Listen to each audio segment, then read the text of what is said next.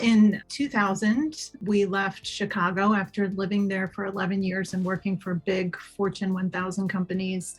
And I decided I wanted to be flexible in raising my daughter.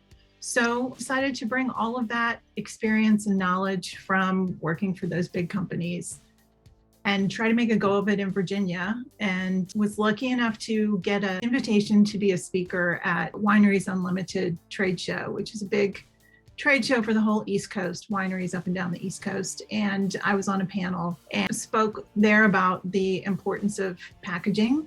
Within a year, I had my first Virginia winery client coming to me, and it just kind of snowballed from there. And so in the beginning, I really focused on the wine industry, and then it started to grow from there into other packaging and other branding. And 20 years later, here I am.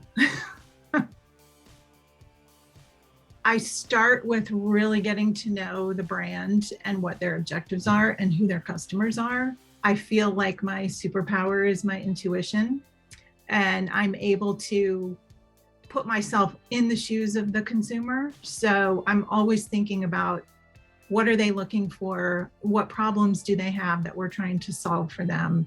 Those kinds of things. And so I approach design from that standpoint, but I also spend a lot of time thinking ahead. A lot of my clients are small farm wineries who don't have a ton of money to spend, especially if they're just starting up.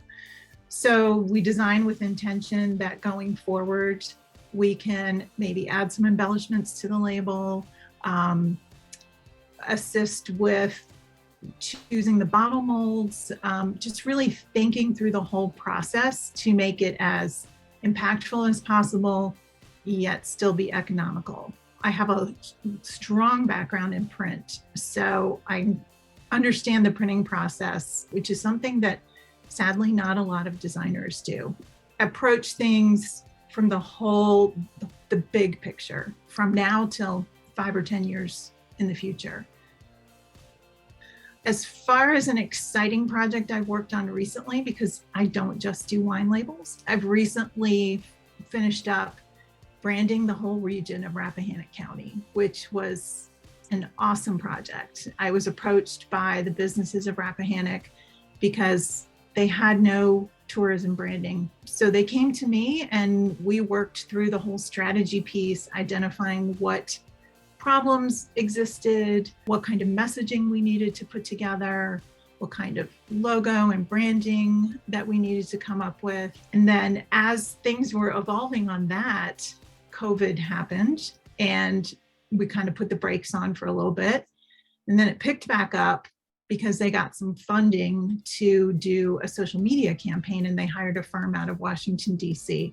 I worked with my client and that social media branding company to make sure everything was cohesive. We won some awards for it. I'm waiting to hear on a couple other awards. So I think it's been super successful for them. I know the social media campaign was successful. There's a big festival coming up at the end of April, and we're getting some posters printed and some other pieces done. So that's exciting to see something that you've created and see the client take it and run with it and work with it and still come back to me for help with other things. That's what I love about what I do. Well, I kind of jumped in without thinking. So I've been learning as I've gone along. I think for me, the biggest thing of late was realizing that in order to grow, you have to let go. So I have hired freelancers that help me out on a pretty regular basis. We do weekly check-ins. I've got a virtual assistant now.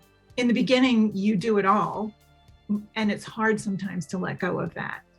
But realizing that if you're going to grow, you've got to let go of some things.